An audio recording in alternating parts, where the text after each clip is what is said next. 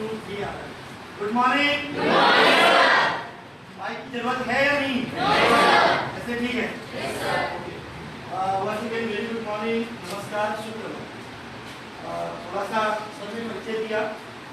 उस परिचय से पहले क्योंकि आज आप लोगों के बीच में आने का एक सौभाग्य प्राप्त हुआ, उसके लिए उस्माना जी का और उस्माना जी की पूरी टीम का अभी मेरा थोड़ा सा परिचय हुआ। सती जी से, दूसरे सर हैं, अन्य सभी फैकल्टी जो यहाँ से जुड़े हैं, और मेरे साथ में मिस्टर जोशी, संतोष जोशी जी आए हैं हमारे ऑर्गेनाइजेशन से। आपका स्वागत। और इस कैंपस में, इस आज की मीटिंग में, आज के सेमिनार में जो लोग भी यहाँ पर प्रेजेंट हैं, जो लोगों की उपस्थिति है, आप सभी को मानवाधिकार संरक्षण समिति ह्यूमन राइट्स सेल उत्तराखंड की ओर से मैं ललित जोशी गुड मॉर्निंग करता हूँ, नमस्ते करता हूँ, नमस्कार करता हूँ, सत श्री अकाल। और आज का जो कार्यक्रम यहाँ पर होने जा रहा है, या जो टाइम मैनेजमेंट सब्जेक्ट सर ने, जैसा कि मुझे कल मेरे ज्ञान में आया था कि टाइम पे आज बात होगी, तो टाइम के साथ साथ अन्य जो हमारे महत्वपूर्ण मुद्दे हैं, लाइक युवाओं की दशा और दिशा, क्योंकि समय का कहीं ना कहीं युवाओं की दशा और दिशा पे बहुत प्रभाव पड़ता है। और वर्तमान देवभूमि उत्तराखंड की अगर हम बात करते हैं, अगर हम हिंदुस्तान की बात करते हैं, अगर हम 125 करोड़ लोगों की बात करते हैं, तो सबसे पहले हमें अपनी जन्मस्थली, हम अपने जहाँ पर हमारा भाई बॉर्न में होता है, जहाँ हम पैदा होते हैं, जिस जिले में हम रहते हैं, जिस प्रदेश में हम रहते हैं, सर्वप्रथम हम उसकी बात करते हैं। तो मेरा भी सौभाग्य मिला, अल्मोड़ा मेरा गृह जनपद है, और लगभग 2002 से देहरादून में है, और यहीं से एजुकेशन भी हुई, यहीं से ICAR टीचिंग कॉलेज से ग्रेजुएशन हुआ, उसके बाद LLB किया, then MBA किया, और उसके बाद MSW किया। और कुछ जब MBA के स्टूडेंट थे तो सौभाग्य मिला कुछ कंट्रीज में वर्कआउट करने का, और 2011 6 मई को एक मन में विचार आया क्यों ना अपने इस पर्वतीय आंचल के बच्चों के बीच में जाके कुछ मुद्दों पे बात की जाए, युवाओं की दशा और दिशा पे बात की जाए, कुछ देश के उन ज्वलंत मुद्दों पे भी बात की जाए जहाँ पर बच्चों का बढ़ना, बच्चों का आगे चलना और समाज का भी आगे बढ़ना बहुत महत्वपूर्ण है। हमको उत्तराखंड की हिस्ट्री पता होने से पहले, जहाँ पर हम चमोली की बात करते हैं, जहाँ हम रुद्रप्रयाग की बात करते हैं, जहाँ पौड़ी, टिहरी, उत्तरकाशी की बात करते हैं, हमको पिथौरागढ़, बागेश्वर, अल्मोड़ा, नैनीताल, यानी कि सर्वप्रथम अपने 13 जनपदों के बारे में पता होना चाहिए। आप अगर जनरल नॉलेज की बात करेंगे, सचिवालय विधानसभा की बात करेंगे, समूह ग की बात करेंगे, या समूह ग के अलावा ग्रुप C, ग्रुप D की बात करेंगे, तो 70% जो क्वेश्चन हमारे आते हैं उनमें उत्तराखंड की भौगोलिक स्थितियों के बारे में, उत्तराखंड के दार्शनिक क्षेत्रों के बारे में, उत्तराखंड के हर चीज के बारे में। तो अगर कभी मौका मिले तो आप अपने गृह जनपद से अन्य जनपदों में भी जाएं, क्योंकि प्रत्यक्षम की प्रमाणम कहते हैं कि प्रत्यक्ष को प्रमाण की आवश्यकता नहीं होती है। जब आप जाएंगे, जब आप टिहरी जाएंगे तो आपको पता चलेगा कि घनसाली कैसा है, या बूढ़ा केदार कैसा है। जब आप उत्तरकाशी जाएंगे तो आपको पता चलेगा हरसिल कैसा है, या चमोली जाएंगे तो माणा अगर जाने का मौका मिलेगा तो पता चलेगा कि रास्ते में सबसे इंटीरियर में एक पांडुकेश्वर विद्यालय भी है, जो चमोली का और लास्ट बॉर्डर का विद्यालय है। इसी प्रकार से अल्मोड़ा, पिथौरागढ़ या धारचूला, मुंशियारी के जो बच्चे होंगे वो लगभग 10 किलोमीटर 100 किलोमीटर दूर चाइना बॉर्डर से लगते हुए हैं, तो उनकी कैसी भाषा शैली है ये भी आपको तब पता चलेगा। तो ये बात तो थी उत्तराखंड की। क्योंकि समय की अगर आप बात कर रहे हैं तो मेरे हिसाब से यहाँ पर जो बच्चे बैठे हैं 10th 9th से लेकर कॉलेज स्तर के लोग बैठे हैं, और कुछ ग्रेजुएट होंगे, किसी ने 12th पास किया होगा। सबका एक अपना उद्देश्य होता है, हर व्यक्ति का अपने जीवन में एक लक्ष्य होता है। किसी को ड्राइंग के सेक्टर में जाना है, किसी को म्यूजिक के सेक्टर में जाना है, कोई डिफेंस में जाना चाह रहा है, कोई आर्मी में जाना चाह रहा है, कोई अदर एक्टिविटी में जाना चाह रहा है, कोई सोशल एक्टिविटी में जाना।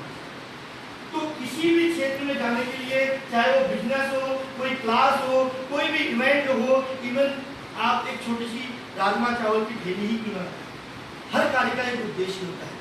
जीवन में 3 बड़ी महत्वपूर्ण बातें होती है अक्सर जब हम देखते हैं, पढ़ते हैं, और थोड़ा बहुत जो मैंने महसूस किया है अपने पहाड़ से अब तक के सफर में, अपने क्योंकि पर्वतीय आंचल से हम हैं तो हमें सौभाग्य है इस देवभूमि उत्तराखंड में जन्म लेने का, और उससे भी बड़ा सौभाग्य है कि हम लोग आज आपके बीच में और हम अपने लोगों के बीच में किसी एक ऐसे सब्जेक्ट पे बात कर रहे हैं जो युवाओं की दशा और दिशा का निर्धारण करता है, जो देश को एक आगे की ओर लेके जाता है। और उत्तराखंड वैसे भी विश्व की अगर बात करें तो पूरे विश्व में अगर युवाओं की कहीं बात आती है, कहीं युवा देश का अगर नाम आता है तो हिंदुस्तान पहला ऐसा देश है जहां पर मैक्सिमम आने वाले 50 सालों तक हमारा देश युवा रहेगा। चाहे चाइना हो या अमेरिका, जापान हो या जर्मनी, वो टेक्नोलॉजी के मामले में आगे हो सकते हैं, लेकिन हिंदुस्तान एक विश्व का ऐसा देश है जो कृषि के मामले में, जो आईटी के मामले में, जो तमाम प्रकार के, चाहे आपने जापान के इंजीनियर देखे होंगे या चाइना में या अमेरिका में, हिंदुस्तान का वैज्ञानिक पूरे वर्ल्ड के कण में, पूरे हिंदुस्तान, हमारा हिंदुस्तान का जो आज भी एक बच्चा है वो पूरे देश विदेश में अपने देश का नाम रोशन करता है। तो जहां पर देश आगे बढ़ रहा है, जहां पर हम कृषि के क्षेत्र में आगे बढ़ रहे हैं, वहां पर हमें गर्व होता है। जब संस्कृति और सभ्यता की बात आती है, जब संस्कारों की बात आती है, जब अनुशासन और विवेकानंद जैसे बुद्धिजीवी लोगों की बात आती है, तो भारत को ये अधिकार प्राप्त होता है कि वो भविष्य में भी विश्व गुरु होगा, वो वर्तमान में भी विश्व गुरु है और वो भूत में भी विश्व गुरु था। यानी कि विश्व गुरु है, विश्व गुरु थे और विश्व गुरु रहेंगे। तो ये बहुत बड़ा सौभाग्य का विषय हमारे हिंदुस्तान के लिए है। लेकिन ये बहुत अच्छाइयाँ हैं हमारे हिंदुस्तान की, कुछ सब्जेक्ट ऐसे हैं जिन पे आज मंथन करना जरूरी है। अब बात आती है कि तमाम बच्चे यहाँ पर बैठे हैं, किसी का एम होगा कि नहीं सर मुझे इंजीनियर बनना है, कोई डॉक्टर बनना चाह रहा है, आर्मी में कौन लोग जाना चाह रहे हैं, आर्मी में, डिफेंस में जो लोग जाना चाहते हैं, पुलिस डिपार्टमेंट में जो लोग जाना चाहते हैं, कोई ऐसे भी है जो सचिवालय विधानसभा में जाना चाहते हैं, सिंगर कौन बनना चाहता है, इसमें से जो सिंगर बनना चाहते हैं, स्पोर्ट्स में कौन जाना चाहता है, पॉलिटिक्स में कौन जाना चाहता है, तो हाथ खड़ा करो सुनाऊंगा, जो पॉलिटिक्स में जाना चाहता है। पॉलिटिक्स में कोई नहीं जाना चाहता है। एक अच्छा अध्यापक कौन बनना चाहता है, टीचर, यानी कि यहाँ पर डॉक्टर, IAS, PCS, टीचर, संगीतज्ञ और वॉलंटियर भी हैं। कुछ हमारी तरह से अगर सोशल वर्क में भी आना चाहते हैं या हमारी इंस्टीट्यूशन के साथ जुड़ना चाहते हैं तो वो लोग भी हैं यहाँ पे कि जो अपने परिवार के साथ साथ अपने समाज के लिए, अपने देश के लिए कुछ करना चाहते हैं ऐसे? मेरा हाथ खड़ा है। अच्छा, क्यों नहीं है जो अपने समाज के साथ साथ अपने देश के लिए कुछ करना चाहते हैं?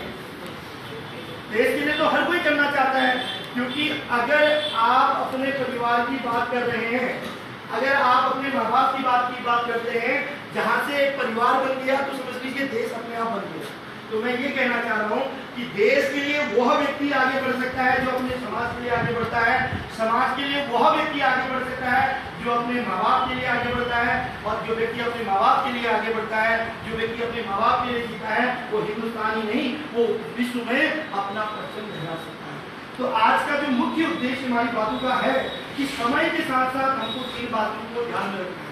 अगर जीवन में आगे बढ़ना है तो सब लोगों का अलग अलग सोचना होता है, हर व्यक्ति का अलग अलग अपनी थिंकिंग होती है कि हमको कैसे आगे बढ़ना है। लेकिन मेरा जो अपना अनुभव है वो 5 चीजें बड़ी महत्वपूर्ण है जीवन में आगे बढ़ने। एक, सर्वप्रथम आपका फिजिकल कैसा है? आप सुबह उठते हैं टाइम से, चाहे कोई वॉक करता है, कोई दौड़ करता है, कोई एक्सरसाइज करता है, कोई योगा करता है, कुछ ना कुछ करना चाहिए, क्योंकि हेल्थ इज वेल्थ। अगर आपका फिजिकल अच्छा नहीं है तो आपका मेडिकल अच्छा नहीं हो सकता है। तो हेल्थ के साथ आपका वेल्थ तभी स्ट्रांग होगी जब आपका फिजिकल अच्छा होगा। नंबर 2, आपका मेडिकल, आपका शरीर अच्छा होना चाहिए। भले आप सूखी रोटी खाइए, दाल के साथ रोटी खाइए, लेकिन अगर आपको पता है कि चाउमीन, मोमो से या तमाम प्रकार के इन जंक फूड से अगर आपको नुकसान हो सकता है तो उसको अवॉइड भी करना है। नंबर 3, एजुकेशन में 2 बहुत महत्वपूर्ण बातें हैं, एक साइंस का स्टूडेंट, एक कॉमर्स का स्टूडेंट और एक आर्ट्स का स्टूडेंट। अब जनरली जब हम स्कूलों में जाते थे तो माँ बाप कहते थे नहीं, या जनरली दोस्तों में देखा जाता है मेरा ये केमिस्ट्री वाला है, फिजिक्स वाला है, ये तो मैथ्स वाला है, क्या बात है, ये तो बड़ा हाई लेवल का है। अब जो आर्ट्स वाला जिसमें फिजिक्स केमिस्ट्री में आर्ट्स नहीं लिया तो उसको लगता है कि नहीं यार ये साइंस वाले हमसे ज़्यादा बुद्धिजीवी हैं, हम थोड़ा सा कमजोर हैं। कॉमर्स वाले को लगता है कि मैं थोड़ा सा आर्ट्स से ऊपर मेरा स्टैंडर्ड है, मतलब हम अपने आप ही स्टैंडर्ड बना रहे हैं। मैथ्स वाला आगे, बायो वाला थोड़ा कम, या बायो वाला उसके बराबर, कॉमर्स वाला भी, और आर्ट्स वाले को तो ऐसे समझ लेते हैं जैसे आर्ट्स वाला कुछ हो गया। जबकि सच्चाई हिंदुस्तान की ये है कि एवरेज बच्चा आर्ट्स का बच्चा हो या कॉमर्स साइंस का हो या बायो का बच्चा, अगर उसके अंदर जुनून है, अगर उसके अंदर संस्कार है, अगर उसके अंदर आगे बढ़ने की चेष्टा है, अगर वो अपने माँ बाप के लिए कुछ करना चाहता है, अगर वो अपने देश और समाज के लिए आगे कुछ करना चाहता है, वो कभी नहीं सोचता है कि ये आर्ट्स का है या कॉमर्स का है, वो कभी नहीं सोचता है कि ये साइंस का है या बायो का है। उसको जो सब्जेक्ट मिलता है वो उसमें ही एक इतिहास बनाता है। इसलिए मेरा एक निवेदन भी है कि कभी किसी को कम मत आना। जब हम ये बात करते हैं कि ये हमसे कम है तो हम स्वतः ही कम हो जाते हैं। तो जीवन में आप जिस सेक्टर में जाना चाहते हैं, चाहे तुम्हारी ड्राइंग ही क्यों ना हो, चाहे तुम्हारी संस्कृति क्यों ना हो, संस्कृत एक ऐसा सब्जेक्ट है जिसने विश्व को अंग्रेजी विषय दिया था। आज इसमें से कोई ऐसा बच्चा है जिसकी 10th 12th में संस्कृत थी या इंटर में संस्कृत है? कोई है?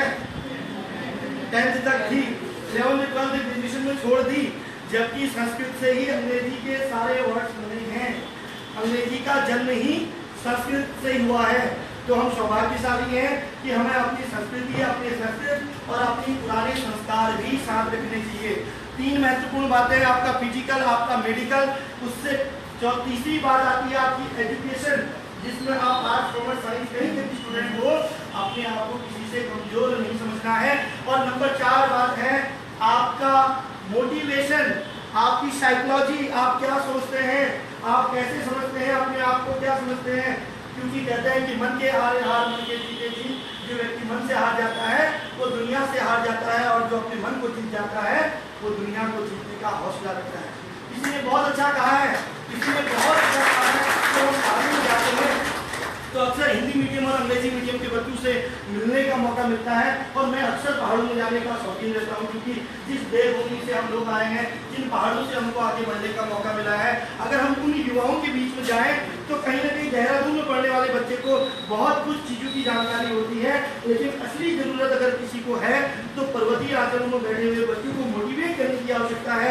आप भी कभी पहाड़ जाएं या आपको कहीं गांव में जाने का मौका मिले, चाहे वो उत्तराखंड का हो या उत्तर प्रदेश का हो या बिहार का हो या किसी भी क्षेत्र का, वो ग्रामीण क्षेत्र में जब जाएं अपने बच्चों को जरूर मोटिवेट करें, क्योंकि जब तक आपके अंदर मोटिवेशन नहीं होगा, जब तक आपकी साइकोलॉजी अच्छी नहीं होगी, और सबसे बड़ा महत्वपूर्ण है जब तक आपकी सोचने की क्षमता, जब तक आपके आचार विचार, और उससे भी महत्वपूर्ण है जब तक आपके अंदर संस्कार नहीं होंगे, न वो अंग्रेजी काम आएगी, न वो फिजिक्स काम आएगी, न केमिस्ट्री काम आएगी, न पढ़ाई लिखाई, और कहीं न कहीं युवाओं की दशा और दिशा में एक प्रतिकूल प्रभाव पड़ता है। आज कमी नहीं है बीटेक वालों की। अगर देहरादून की बात करें तो लगभग 14 से 15 लाख लोग देहरादून जिले में हैं इस समय, और 14-15 लाख में कुछ नहीं है तो 50,000 60,000 नियर अबाउट 1 लाख बच्चे हैं जो आज बहुत अच्छी एजुकेशन दे रहे हैं।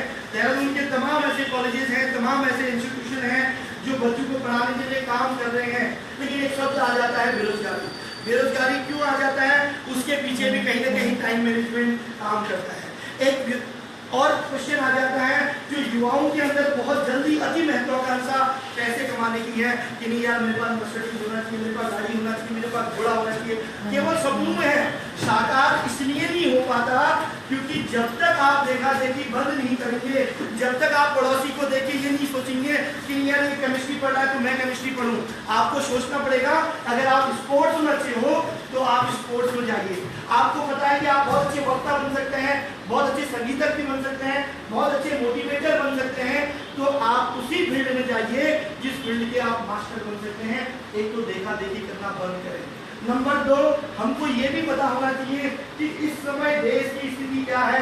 इस समय पाकिस्तान, नाइजीरिया, चाइना या तमाम प्रकार के वो राष्ट्र जो हिंदुस्तान को नीचा करना चाहते हैं, वो राष्ट्र जो हिंदुस्तान की युवाओं को बर्बाद करना चाहते हैं, चाहे वो नाइजीरिया के लोग हो, चाहे वो बांग्लादेश के हो, चाहे वो आतंकवादी सम्मेलन पाकिस्तान या अफगानिस्तान के क्यों ना हो, वो हिंदुस्तान की जड़ों को कमजोर करना चाहते हैं।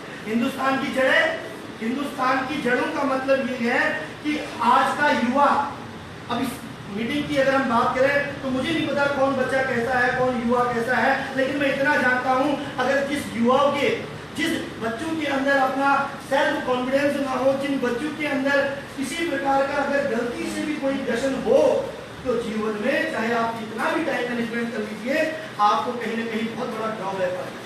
आज पाकिस्तान क्यों हिंदुस्तान को खत्म करना चाहता है? उनका केवल एक टारगेट है कि हिंदुस्तान की युवाओं की जड़ों को बर्बाद कीजिए। कहाँ से आर्मी ऑफिसर बनेंगे, कहाँ से सीडीएस में जाएंगे, कहाँ से एंकर बनेंगे, कहाँ से धसमाना जी की तरह एक अच्छे मोटिवेटर बनेंगे। जब तक आपके अंदर व्यसन रहेगा, जब तक आपके अंदर नशा रहेगा, न हिंदुस्तान रहेगी, न हिंदुस्तान की पीढ़ी रहेगी। विरागी और बचाना है तो किसी के लिए कुछ बनो न बनो, अपने माँ बाप के लिए जरूर बनने की कोशिश कीजिए। किसी के लिए सोचो न सोचो, जो माँ बाप 50 साल 60 साल 40 साल की उम्र में आज ये सोच के आपको इस विद्यालय में, इस कोचिंग में भेज रहे हैं कि नहीं मेरा बेटा 2 घंटे गया है तो कुछ सीख के आएगा, मेरी बिटिया गई है तो कुछ सीख के आएगी, उस माँ को कभी धोखा मत दीजिए। क्योंकि जो व्यक्ति माँ बाप की भावनाओं की कदर नहीं कर सकता, जो व्यक्ति अपने माँ बाप को नहीं पहचान सकता, वो कभी किसी मित्र का नहीं हो सकता, और जो व्यक्ति अपने माँ बाप का नहीं हो सकता, वो कभी किसी राष्ट्र का निर्माण नहीं कर सकता। ये सच्चाई है। अब नेक्स्ट बात हम आते हैं कि आज युवाओं की दशा और दिशा किस ओर जा रही है। टाइम मैनेजमेंट के साथ साथ एक चीज जरूर मंथन कीजिएगा कि जब तक हमारे प्रदेश के युवा अपने आप को व्यसन मुक्त नहीं रखेंगे, आप देख लीजिएगा बहुत अच्छे से अच्छे कॉलेज का अगर लड़का है, अगर वो सिगरेट पीता है, अगर वो गुटखा यानी तंबाकू का इस्तेमाल करता है, अगर वो जरस गांधी स्नैक्स का इस्तेमाल करता है, या वो बड़े बड़े हुक्का बारू में जाके नशीली चीजों का सेवन करता है, तो कहीं ना कहीं अपनी दिशा और दशा से चल रहा है। तो हाथ जोड़ के क्यों एक निवेदन है, इस देवभूमि उत्तराखंड को बचाने के लिए, इस हिंदुस्तान को बचाने के लिए, अपने आप को बचाने के लिए, इस टाइम मैनेजमेंट को सुधारने के लिए कम से कम आप अपने आप को व्यसन मुक्त रखें, जिससे कि हमारे माँ बाप का सीना कहीं झुके ना, उनकी नजरें कहीं झुके ना। पूरे देश के सामने एक ऐसा प्रतीक हो कि हिंदुस्तान एक ऐसा विश्व गुरु है जहाँ पर व्यसन मुक्त युवाओं की एक पहल है, और वो नजीब से लेकर तब्दील कर सकती है। वो मिट्टी कंकड़ पत्थर में बैठ के आसमान में उड़ने का हौसला रख सकते हैं, वो अभाव में जीत के अपनी मंजिल को पाने का हौसला रखते हैं। केवल अपनी बात को समाप्त करते हुए केवल इतना कहना चाहूंगा कि वो पद क्या पति कुशलता क्या जिस पद में बिखरे शूल न हो, वो पद क्या पति कुशलता क्या जिस पद में बिखरे शूल न हो, नाविक की धैर्य कुशलता क्या जब धाराएं प्रतिकूल न हो, जब धाराएं प्रतिकूल न हो। बहती हवा के साथ हर कोई बह जाता है, जब हवा उड़ती है तो हर कोई उड़ जाता है, लेकिन सच्चाई तो ये है जब हम अभाव में रहते हैं, जब हम अभाव में जीते हैं, हम अपने पद चिन्हों का और अपने पद का स्वयं निर्माण करते हैं। लेकिन ये तभी संभव हो जब हमारे उत्तराखंड के बच्चे, हमारे देश के बच्चे अपने आप को व्यसन मुक्त रखें। Thank you very much. So it was a very wonderful and motivating speech from Mr. Lalit Mohan Joshi ji, and I am very thankful to that he has given his precious time and he motivated all the students. So again एक बार तालियां उनके लिए।